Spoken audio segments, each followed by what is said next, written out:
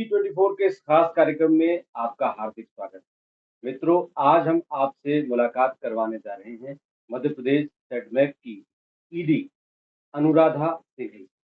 अनुराधा जी से बातचीत करूं उससे पहले मैं आपको सेडमेक के बारे में बता दूं। ये एक ऐसी संस्था है जो मध्य प्रदेश के युवाओं को, नौजवानों को, छात्रों को उद्योग से जुड़ी हुई शिक्षाएं प्रदान करती हैं, उन्हें सपोर्ट करती हैं, उन्हें इनहेंस करती हैं ताकि वो उद्यम में आगे बढ़ सके। संस्कृत में एक श्लोक है, उद्यमेन ही न सिद्ध्यंति कार्याणि न मनोरथ। उद्यम के बिना कार्य और मनोरथ दोनों ही पूरे नहीं होते।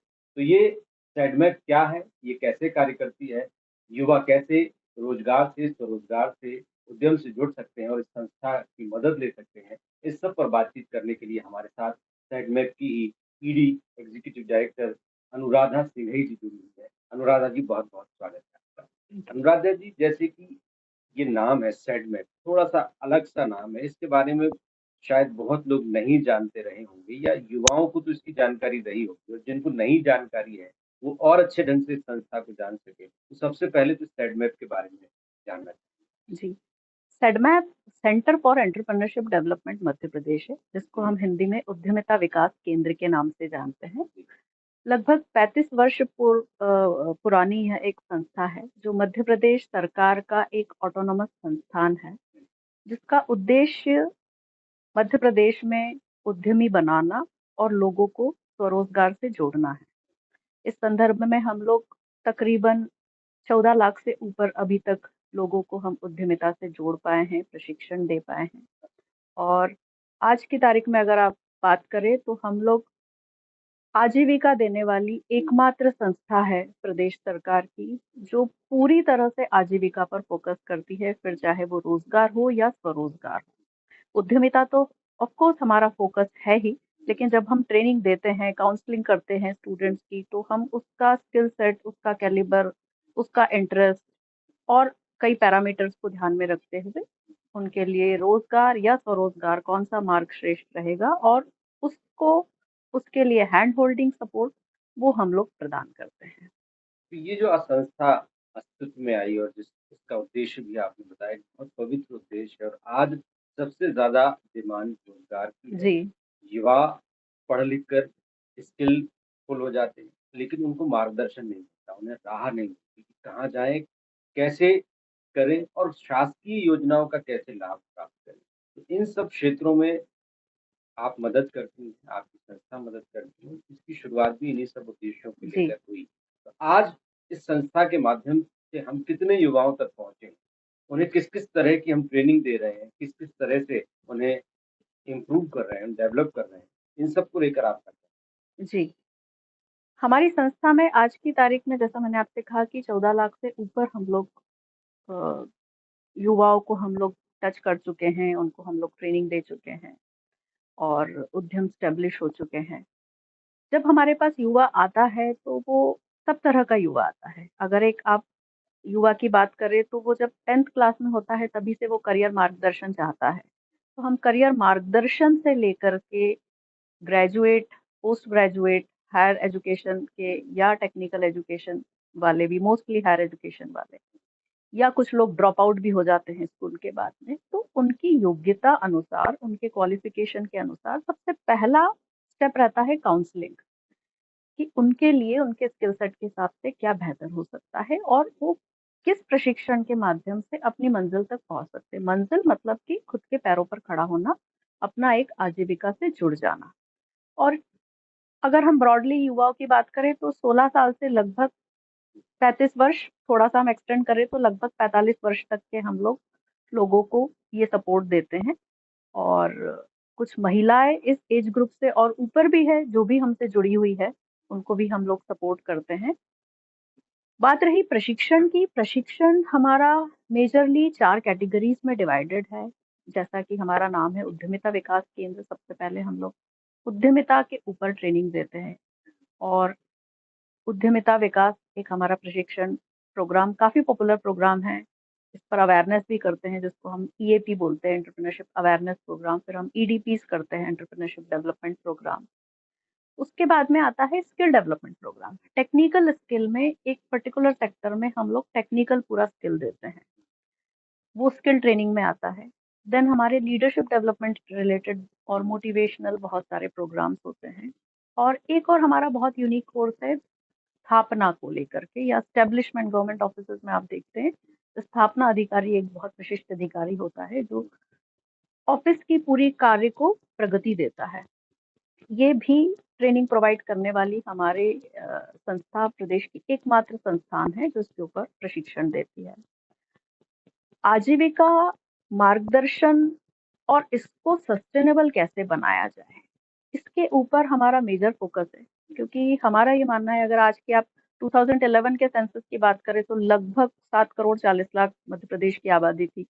अभी हम 2024 की बात करें तो तकरीबन मान के चलिए कि लगभग 9.5 करोड़ के करीब पॉपुलेशन होगी, और इसमें 19% युवा होता है, जो कि एक बहुत ही सिग्निफिकेंट नंबर है। अगर हम इस युवा वर्ग की बात करें जो अनएम्प्लॉयड युवा वर्ग है, तो या ये कह ले कि जो जो इनके एक्सपेक्टेशन है उस तरह के रोजगार से ये नहीं जुड़े हुए हैं, उन युवाओं को फोकस करके हम लोग कैसे उनको स्वरोजगार के लिए प्रेरित करके वहां पर हम लोग माइक्रो, नैनो, कॉटेज और एमएसएमई उद्योग पर जाए। ये हमारी एक पूरी परिकल्पना है। क्योंकि इंडिया आज की डेट में अगर आप देखें दूसरे वर्ल्ड से कंपेयर करें, दूसरे नेशन से, तो एक बहुत ही प्रभुत्व वाले क्षेत्र में आ गया है, जहां पर भारत अकेला देश है जिसने उद्योगों को बढ़ावा दिया है। वहीं पर अगर आप विकसित देशों की बात करें, यूरोप, यूएस वगैरह, जहां पर उन लोगों का पूरा अप्रोच ये रहता था कि हम विकासशील देशों से आयात करें चीजों को, बजाय कि यहाँ मैन्युफैक्चरिंग करें, जिसके कारण आज की तारीख में उनकी इकोनॉमी लगभग ध्वस्त सी हो रही है। वहीं हमारी इकोनॉमी बूम कर रही है, क्योंकि हमने हमेशा से उद्योग को बढ़ावा दिया। और आज भी अगर आप माननीय प्रधानमंत्री जी को देखें तो स्टार्टअप योजना हुई हमारी, तमाम तरह की योजना जिससे हम उद्यम, आइडिएशन और मैन्युफैक्चरिंग, एमएसएमई, इनको बढ़ावा दे रहे हैं उससे।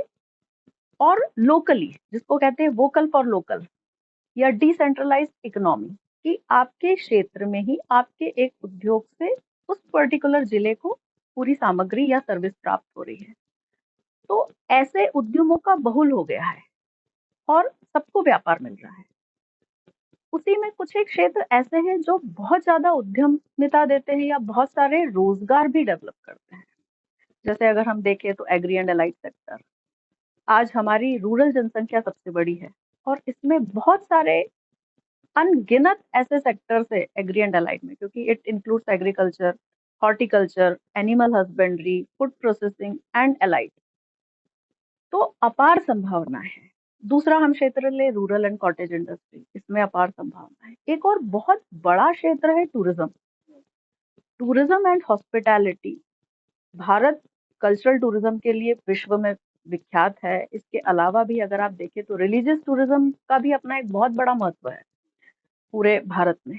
और इसमें जिस तरह की संभावना है, अगर हम दूसरे कुछ देशों से कंपैरिजन करें, सिंगापुर से करें, यूरोप से करें, यूरोप के कुछ देशों से, जहां पर, या इवन कुछ दूसरी कंट्रीज से भी हम कंपेयर करें जहां पर टूरिज्म उनका एक मात्र सोर्स है, लेकिन वो सारे आर्टिफिशियल रिसोर्सेज हैं, जबकि हमारे यहाँ नेचुरल रिसोर्सेज है। और उन नेचुरल रिसोर्सेज के साथ में हम लोग अगर कुछ और भी रिसोर्सेज क्रिएट करते हैं आर्टिफिशियल, तो हम टूरिज्म में बहुत बड़ा लाइवलीहुड क्रिएशन कर सकते हैं। तो टूरिज्म एंड हॉस्पिटैलिटी सेक्टर एक बहुत बड़ा सेक्टर है। एजुकेशन सेक्टर तो ऑफकोर्स सनराइज इंडस्ट्री है ही, आईटी सेक्टर है। वेलनेस इंडस्ट्री एक बहुत बड़ी इंडस्ट्री बन के उभर रही है। मेडिकल टूरिज्म, वेलनेस इंडस्ट्री, अगर आप देखेंगे तो कई देशों से लोग भारत आते हैं सिर्फ अपना इलाज करवाने के लिए, क्योंकि वहां पर डॉक्टरों के अपॉइंटमेंट टाइमली नहीं मिलते हैं, मेडिकल फैसिलिटीज बहुत एक्सपेंसिव है। जबकि इंडिया में एलोपैथी के अलावा नेचुरोपैथी, और अगर हम आयुष विभाग की बात करें तो बहुत सारे ऑल्टरनेट मेडिसिन के ऑप्शन हैं। और उन ऑप्शंस के साथ में आपका बेहतर इलाज और बहुत कम दामों पर कंपैरेटिव टू दूसरे देशों के हो जाता है। तो यहाँ पर वो भी एक उद्योग के बहुत बड़ी संभावना है। इन उद्योगों के चलते, और एक और सेगमेंट जो है लॉजिस्टिक्स एंड सप्लाई चेन, आप देखते होंगे, जोमेटो देखते होंगे, आप उबर देखते होंगे, इस तरह के एग्रीगेटर्स आजकल बहुत सारे आ रहे हैं, और जो supply chain, logistics, warehousing, cold storage, इन सब चीजों पर काम करते हैं। आज आपका जो भी डिस्ट्रीब्यूशन चैनल है उसमें कई सारे लोग लगते हैं आपको, मार्केट लीड से लेकर के डिस्ट्रीब्यूशन, फुलफिलमेंट जिसको हम बात करते हैं। आज अमेजोन से भी आपके पास एक पैकेट आया तो कोई बंदा है जो आपके घर पर डिलीवर करके गया, दैट इज कॉल्ड फुलफिलमेंट। तो ये बहुत बड़ी जनसंख्या इसमें एम्प्लॉयड हो जाती है। इस तरह के macro micro enterprise creation, startup, इससे पूरा इकोसिस्टम क्रिएट हो गया है। और उसी इकोसिस्टम को हम बढ़ावा देकर के, हमारा प्रयास ये है कि हम मिशन लाइवलीहुड 2026 के तहत अगले 2 साल में हम कोशिश करें कि अनएम्प्लॉयमेंट तकरीबन नेग्लिजिबल हो जाए, क्योंकि आपने हमारा ये अच्छी मानना है कि इतनी अपार संभावनाएं के चलते, अनलेस एंड अनटिल कोई व्यक्ति सोच के बैठे कि मुझे कुछ करना ही नहीं है, जिसकी भगवान भी मदद नहीं कर सकता है, तो ऐसे लोगों को छोड़ करके हर किसी के लिए कुछ ना कुछ उपलब्ध है। स्वरोजगार उद्यम जहां चाहे वहां रहा है, हम राह दिखाने का काम कर सकते हैं। जिसको कहते हैं ना, आप घोड़े को पानी तक ले जा सकते हो, पानी पीने के लिए आप मजबूर नहीं कर सकते। आपने ये बात बहुत अच्छी कही, जहाँ चाह वहाँ। हम्म लेकिन ये सारी चीजें एक छात्र के जीवन में तब शुरू होती है, वो जो तलाश तब शुरू होती है जब वो ग्रेजुएशन या पोस्ट ग्रेजुएशन की डिग्री ले चुका होता है। हाँ। लेकिन आज पेरेंट्स सबसे ज्यादा अवेयर हैं, हम्म बच्चे कम समय में, कम उम्र में या छोटी क्लास में ही ऐसी दिशा में आगे बढ़े जिससे उनका जो भविष्य है वो स्वर्णिम भविष्य की तरफ आगे बढ़ सके और चैलेंजेस कम से कम आए, डाइवर्शन कम से कम आए। तो बच्चे स्कूल एज में या स्कूल टाइम में किस क्लास से किस तरह की तैयारियां कर सकते हैं, किस तरह से सब्जेक्ट चूज कर सकते हैं, ताकि जो सब्जेक्ट्स आप बता रही हैं, जिन फील्ड्स में आज स्कोप है, उन फील्ड्स में वो अच्छा प्रदर्शन कर सकें। अर्ली एज में कैसे तैयारियां शुरू हो सकती हैं और इस तरफ सेटमैप का क्या रुझान है? देखिए, तैयारी बेसिकली तो पेरेंट्स आजकल 7th 8th 9th से भी बच्चों को कोचिंग क्लासेस में डाल देते हैं। अगर हम हमारे अध्ययन शैली की बात करें तो 10वीं के बाद 11वीं से तो उसको 11th से सब्जेक्ट सेलेक्ट करना ही होता है। तो करियर पाथ तब उसका लगभग डिसाइड हो जाता है। लेकिन फिर भी मेरा ये मानना है कि जिंदगी, लाइफ के अपने प्लान होते हैं, गॉड के अपने प्लान होते हैं। तो वहां से वो तैयारी शुरू करता है और कई सारे ऑप्शंस उसके पास में आते हैं। एक बड़ी विडंबना है कि रूरल एरियाज में आज भी लोगों को पता नहीं होता है कि कितने तरह के करियर ऑप्शंस हैं, उसके लिए क्या कॉलेजेस हैं, कौन सी एग्जाम होती है, किस डेट पर होती है, और उन एग्जाम्स को क्लियर करने के लिए क्या संसाधन उपलब्ध है। हमारी एक कोशिश ये भी है, क्योंकि उद्यमिता शुरू करियर मार्गदर्शन से होती है, कि हम उनका करियर मार्गदर्शन में किस तरह से मदद कर सकते हैं ताकि ये जानकारी लास्ट माइल पर बैठा हुआ व्यक्ति, सबसे आखिरी कोने में जिसके पास ये संसाधन नहीं है इस जानकारी के, उस तक भी ये जानकारी पहुंचे, ताकि जानकारी के अभाव में वो कुछ अच्छा करियर ना लूज कर दे। ये हमारी कोशिश है। बाकी मुझे लगता है कि कोई ऐसा फिक्स्ड पैटर्न नहीं है कि नहीं आपको यही करना है, इसी तरह से करना है।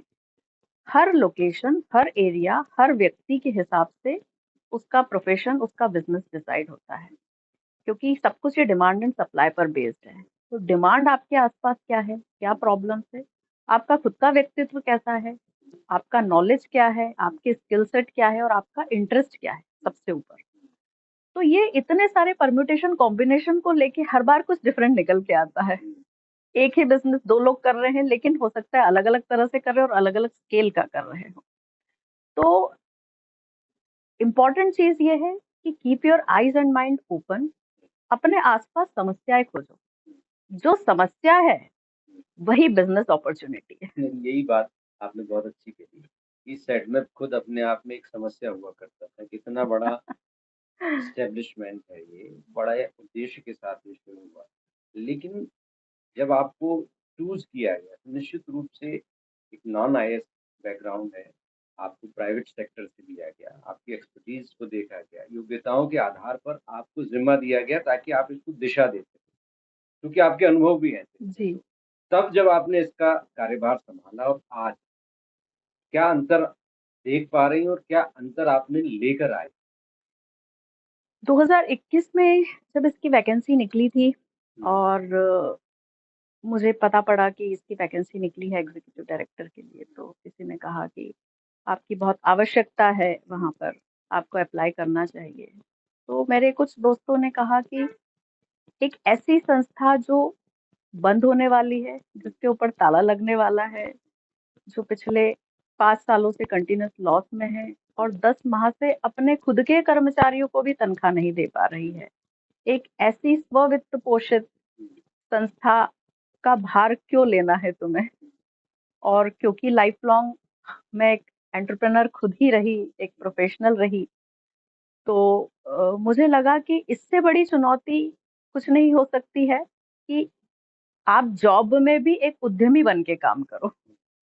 क्योंकि आपको यहाँ पर कोई फिक्स्ड सैलरी देने नहीं आने वाला है। आपको सैलरी पहले सब कर्मचारियों को पिछले 10 महीने की भी बाँटनी है, फिर आपकी सैलरी निकलेगी और आप खुद जब तक एक एग्ज़ाम्पल उद्यमिता का नहीं बनते, उद्यमिता विकास केंद्र किस बात का? तो ऐसी स्थिति में जब 10 माह से लगभग 100 खुद के हमारे कर्मचारियों की भी तनख्वाह नहीं निकल पा रही थी और बहुत सारे वेंडर पेमेंट ड्यू थे, संस्था का एक छोटा टर्नओवर होने के बाद भी बहुत डीप लॉसेस में था। So that was a challenge, but it was not a very big challenge for me क्योंकि पिछले 22 वर्षों का मेरा खुद का भी अनुभव लगभग इसी क्षेत्र में रहा हुआ है डेवलपमेंट सेक्टर में। लेकिन सबसे बड़ा चैलेंज था लोगों का माइंडसेट और वो जो एक माइंडसेट था कि नहीं हमें बदलाव नहीं चाहिए, हम जो कर रहे हैं गलत कर रहे हैं, जैसा भी कर रहे हैं हमें नहीं चेंज करना है। ये सबसे बड़ा बॉटलनेक था और जो एक सरकारी संस्था में कई बार कुछ लोगों को ऐसा लगता है ना कि नहीं हमें तो काम करना ही नहीं है। वो माइंडसेट एक सबसे बड़ी समस्या थी। लेकिन कहते हैं ना कि जब आप सही काम करने लगो और सही दिशा में करो तो सारी कायनात आपको मदद करती है और पूरी कायनात आई, ईश्वर का भी सपोर्ट रहा कि हम लोग इसको आगे बढ़ा के ले गए और आज की डेट में हम उसका टर्नओवर ऑलमोस्ट 3 टाइम्स कर पाए। जुलाई 2021 में मैंने जॉइन किया, अगस्त से सैलरी मैंने देना शुरू किया। मैंने अनाउंसमेंट किया था कि मैं तब तक सैलरी नहीं लूँगी जब तक मैं आपकी पुरानी 10 माह की भी ना दे दूँ। और जब 10 माह की उनकी पुरानी मैंने बाँटी उसके बाद में मैंने अपनी पहली तनख्वाह ली यहाँ से। तो इसकी ज़रूरत नहीं थी मुझे ये बोलने की या करने की, बट मुझे लगा कि मैं खुद अगर प्रूव नहीं कर सकती तो मैं किसी और से क्या एक्सपेक्ट करूँ कि वो काम करे और वो उद्यमी बने। सही बात। तो हमको we have to lead by example. तो आज की डेट में उद्देश्य हमारा यही है कि इस प्रदेश में बेरोजगारी या रोजगार के क्षेत्र में क्या ट्रांसफॉर्मेशन हम ला सकते हैं कि कोई भी बेरोजगार ना रहे। निश्चित रूप से देखिए, मध्य प्रदेश के मुख्यमंत्री डॉक्टर मोहन यादव की भी यही कोशिश है कि युवाओं को किसी न किसी तरह से रोजगार से जोड़ा जाए। और इसीलिए मुख्यमंत्री बनते ही सबसे पहले यदि सबसे बड़ा कोई आयोजन था तो वो ग्लोबल इन्वेस्टर्स समिट का। जी। और उसमें एमएसएमई डिपार्टमेंट की एक महत्वपूर्ण भूमिका थी, जिसके अंतर्गत ये उद्यमिता विकास केंद्र, सेंटर फॉर एंटरप्रेन्योरशिप डेवलपमेंट, ये आता है। इसका उद्देश्य है एंटरप्रेन्योर डेवलप करना। और बिल्कुल। आज युवाओं के बीच में ये फैसिनेटिंग वर्ड है, हम्म। एंटरप्रेन्योर बनना है। हम्म। बचपन से ही एक चीजें देखते हैं, सुनते हैं, तो नहीं हम तो खुद का कुछ करेंगे, हम्म। नौकरी में नहीं जाएंगे। तो हम्म। ये कितना सस्टेनेबल है, जैसा कि आपने बताया कि मुख्य सवाल तो तब है जब आप शुरू कर देते हैं और फिर उसको सस्टेन करने की बारी आती है।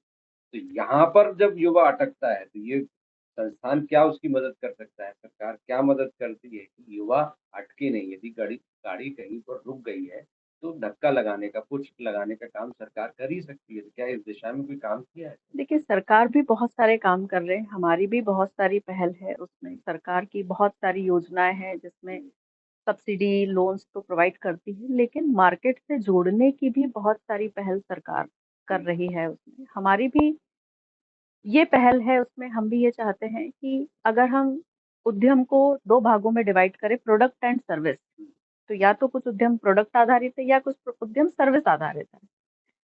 हम इनको लिंकेजेस कैसे दे सकते हैं? क्योंकि उद्यमी बनाना एक बात है। देखिए, जो हार्डकोर उद्यमी है वो तो सस्टेन कर ही जाता है, क्योंकि उसको ये मालूम है कि मुझे कोई सपोर्ट करे ना करे, मुझे ये काम करना ही है। लेकिन एक पॉजिटिव एटमॉस्फेयर से वो उसकी जर्नी आसान हो जाती है। तो हमारी भी कोशिश ये है कि उसकी जर्नी आसान करने के लिए हम उसको मार्केट लिंकेज, बिजनेस लिंकेज हम कैसे प्रोवाइड करें। तो उस दिशा में हमारे काफी सारे कार्य चल रहे हैं। बहुत ही जल्दी अगला वार्तालाप जब हम करेंगे तो हम उस चीज को आपके सामने लेकर के आएंगे कि हम लोग किस तरह से प्रोडक्ट कैटेगरी और सर्विस कैटेगरी अलग अलग सेक्टर वाइज हम उनको मार्केट से लिंक कर रहे हैं। क्योंकि अगर बिजनेस सस्टेनेबल है, उसका उद्यम सस्टेनेबल है, तब तो वो सरवाइव कर जाएगा और वो टिका रहेगा, अन्यथा वो और डिमोटिवेट हो जाएगा। इसलिए हम लोग एक चीज और भी अपने उद्यमियों से कहते हैं कि ऑलवेज स्टार्ट स्मॉल। जैसे कि एक झरने की शुरुआत हमेशा एक छोटे से उससे होती है। तो आप बहुत बड़ा मत प्लान करो स्टार्टिंग में कि मुझे बहुत बड़ा बन जाना है। आप बनाओ एम्पायर, लेकिन start small, start small and become big. उसमें आपकी रिस्क बहुत कम हो जाती है। अगर मैं शुरू में ही बहुत बड़ा इन्वेस्टमेंट कर दूं, देखो जब भी आप कोई बिजनेस करते हो तो ये रिस्क होती है, सब संभावना आपको लेके चलनी पड़ती है। हो सकता है बहुत सक्सेसफुल हो सकता है ऐसा ना भी हो।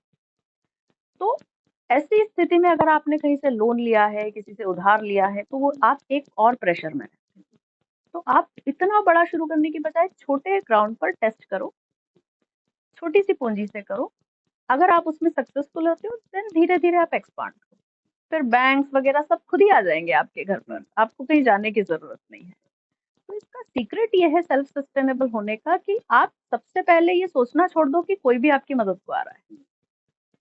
और आप जब आप ये सोच के काम करते हो कि कोई मदद को नहीं आ रहा है, तो आप वो आइडिया सिलेक्ट करते हो, उतनी पूंजी लगाते हो जितनी आवश्यक होती है।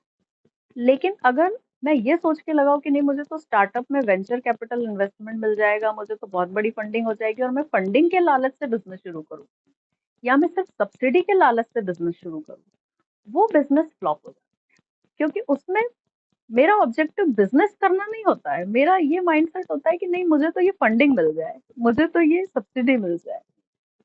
और आप सब्सिडी लेते हो, लोन लेते हो, तो आपको ब्याज भी तो चुकाना पड़ता है। नहीं, ये बात आपने सही कही अनुराधा जी।